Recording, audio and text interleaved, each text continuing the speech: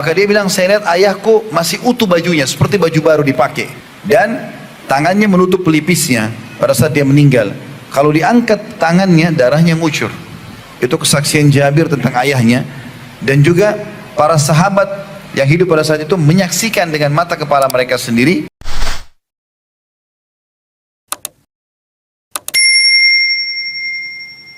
Kebahagiaan dan kesengsaraan antum adalah tergantung hubungan antum sama Allah. Kapan antum jaga hubungan sama Allah, demi Allah kebahagiaan akan datang. Walaupun antum tinggal di sebuah gubuk yang kecil, walaupun antum cuma makan roti yang kering. Dan kapan antum durhaka dengan sang pencipta Allah, maka terjadilah hal-hal yang tidak diinginkan. Walaupun rumahnya besar, makanannya banyak, mobilnya mewah, penyakitan, punya masalah banyak, sesak dadanya. Itu sudah sunnatullah. Dan Allah mengatakan, walan tajida li sunnatillahi tabdila. Dan kalian tidak akan pernah mendapatkan perubahan dalam sistem yang sudah Allah ciptakan itu. Orang-orang beriman patuh kepada Allah. Kalau kita ikuti langkah mereka, sama dengan mereka. Para nabi-nabi, semua nabi sudah disebutkan bagaimana orang beriman bersama mereka selamat, dan bagaimana orang-orang kafir di antara mereka dihukum oleh Allah. Pada saat jenazah orang-orang kafir Mekah di perang Badar dikumpulkan, lalu Nabi suruh masukkan ke dalam sebuah sumur, ditumpuk semua jenazah mereka. Lalu apa kata Nabi SAW dalam hadits Bukhari? Wahai fulan bin fulan, dipanggil. Wahai Abu Jahal, wahai Umayyah bin Khalaf, wahai fulan, fulan, disebutkan nama-namanya. Apakah kalian sudah mendapatkan apa yang Tuhan kalian ancamkan buat kalian? Sesungguhnya kata Nabi, aku telah mendapatkan apa yang Tuhanku janjikan untukku. Artinya, karena aku beriman, Allah berikan kemenangan. Kalian sekarang mati dalam keadaan kafir, pasti kalian sudah dapatkan juga ancaman neraka itu. Apa kata Umar bin Khattab di sebelah Nabi SAW radhiyallahu anhu? Ya Rasulullah, apakah mereka mendengar Anda sementara mereka sudah mati? Kata Nabi SAW, sesungguhnya hai Umar, mereka lebih jelas mendengarkan suaraku daripada engkau mendengarkan suaraku. Artinya Allah buat mujizat buat Nabi SAW. Bukan semua orang bisa berbicara dengan orang mati, tapi mujizat. Maka Nabi SAW mengatakan Allah buat mereka mendengar itu, dan mereka sudah mendapatkan ancaman-ancaman itu. Ada juga buku teman-teman sekalian ditulis oleh Ibnu Rajab rahimahullah. Judulnya itu kalau tidak salah 559 kisah nyata alam barzah. Beli buku itu teman-teman. Sekian banyak kisah tentang kuburan orang-orang saleh, tidak sengaja digali, ditemukan masih utuh jenazahnya. Sekian banyak kuburan orang-orang fasik, ahli maksiat, digali penuh dengan siksaan. Waktu di zaman Muawiyah radhiyallahu anhu, salah satu sahabat Nabi yang mulia, tepatnya kurang lebih 50 tahun setelah perang Uhud. Kalau saya tidak salah terjadi ini di tahun 53, kalau saya tidak salah. Sempat ada mata air yang saluran airnya itu kalau mau ditarik untuk penduduk Madinah melewati kuburannya syuhada Uhud, Hamzah, Mus'ab, Abdullah bin Haram, dan sahabat-sahabat Nabi yang lain di perang Uhud, 70 orang itu.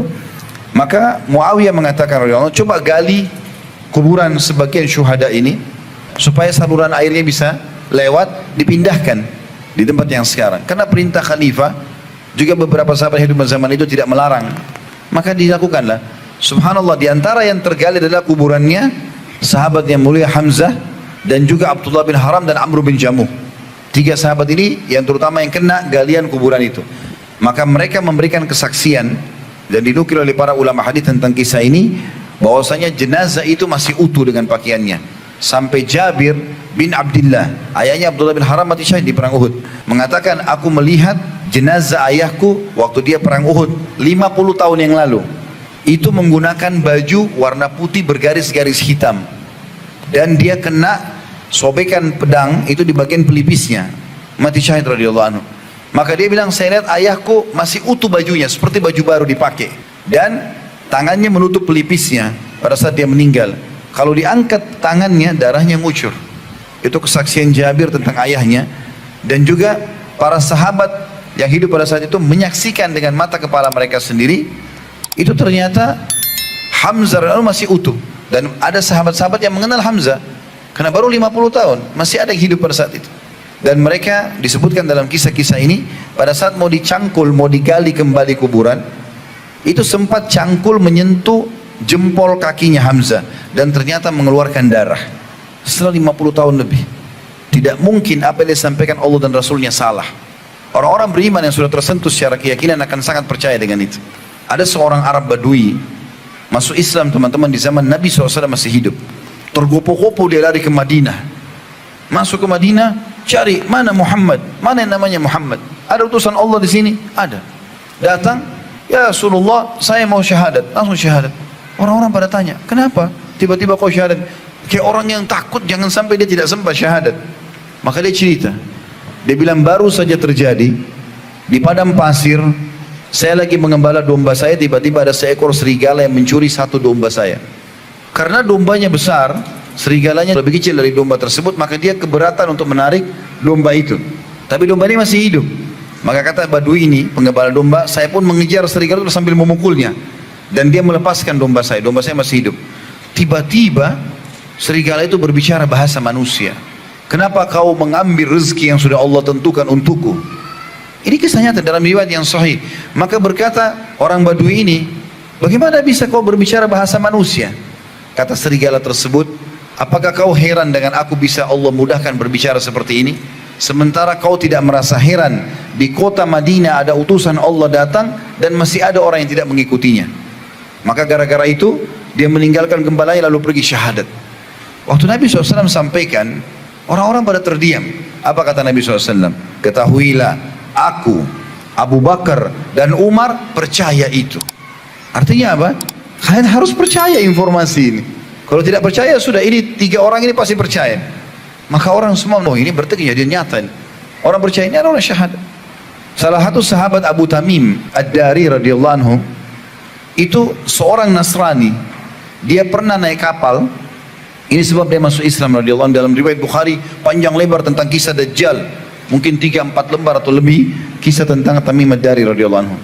Dihantam ombak kapalnya, tertampar sebuah pulau, dia lihat ada hewan badannya semua bulu, kemudian bisa bicara bahasa manusia, kemudian dia ketemu sama Dajjal di tengah-tengah pulau itu. Ringkas cerita, ketemu sama Dajjal, lalu Dajjal salah satu statementnya mengatakan, apakah kalian sudah beriman kepada Nabi yang keluar jazirah Arab itu? Mereka mengatakan belum. Kata Dajjal, pulanglah, berimanlah kepadanya, karena aku akan keluar nanti di akhir zaman menyebarkan fitnah. Maka tiba-tiba mereka pulang langsung ke Madinah. Waktu saat itu Nabi SAW baru ceritakan kepada para sahabat tentang Dajjal.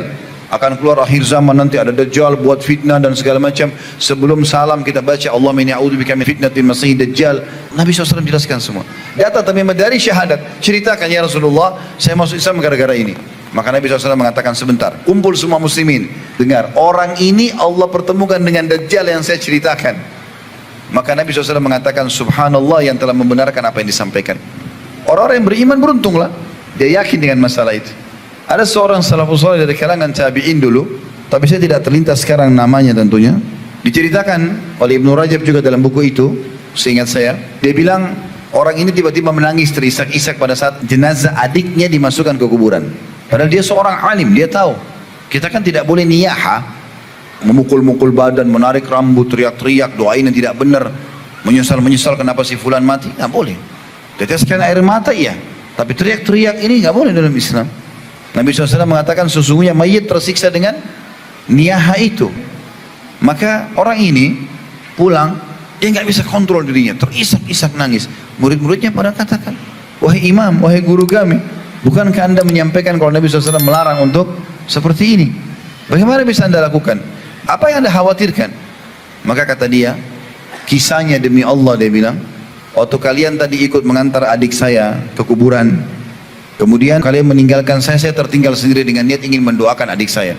Pada saat sudah tidak ada di kuburan kecuali saya sendiri, saya mendengarkan teriakan minta tolong dari dalam kuburan adik saya, dan saya kenal itu suara adik saya.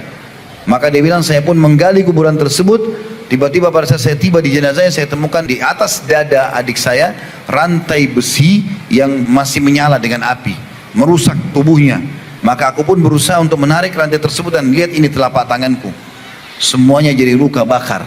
Maka aku pun menangis karena melihat bagaimana kondisi adikku yang sedang disiksa. Dan sekian banyak kisah berhubungan dengan masalah itu. Nabi SAW melewati kuburan lalu mengatakan 2 penghuni kuburan ini sedang disiksa. Kita nggak bisa lihat, tapi wahyu menyampaikan. Dan mereka berdua disiksa bukan karena hal yang dianggap besar, tapi itu besar sebenarnya di sisi Allah.